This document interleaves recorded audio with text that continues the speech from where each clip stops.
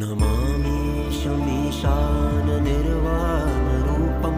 विभुं व्यापकं ब्रह्मवेदस्वरूपं निजं निर्गुणं निर्विकल्पं निरीयं चिदाकाशमाकाशवासं भजेऽहं निराकारमोङ्कारमूलं तुरीयं गिराज्ञानगोतीतमीशं गिरीशं करालं महाकालकालं कृपालं गुणागार संसारपारं नतोऽहम् बम बम भोले बम बम भोले बम बम भोले बम बम भोले बम बम भोले बम बम भोले तुषाराद्रिसङ्काशगौरं गम्भीरं मनोभूतकोटिप्रभाश्रीशरीरं स्फुरन्मौलिकल्लोलिनी चारुगङ्गा लसद्भाल्बालेन्दुकण्ठे भुजङ्गा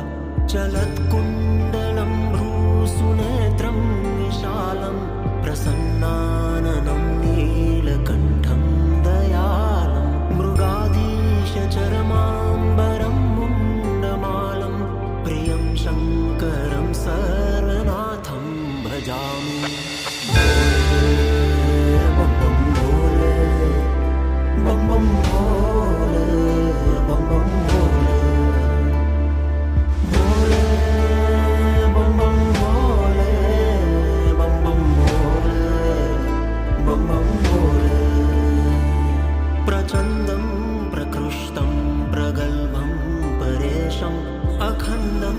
मजं भानुकोटिप्रकाशं त्रयशूलनिर्मूलनं शूलपाणिं भजेऽहं भवानीपतिं भावगम्यं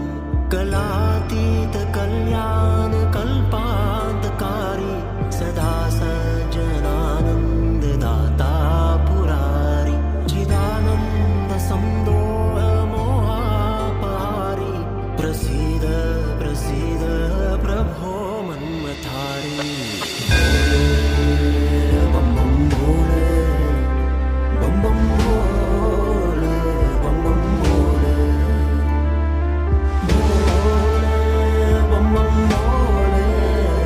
बम बम भोले बम बम भोले न यावत् पुमानात् पादारविन्दं भजन्ति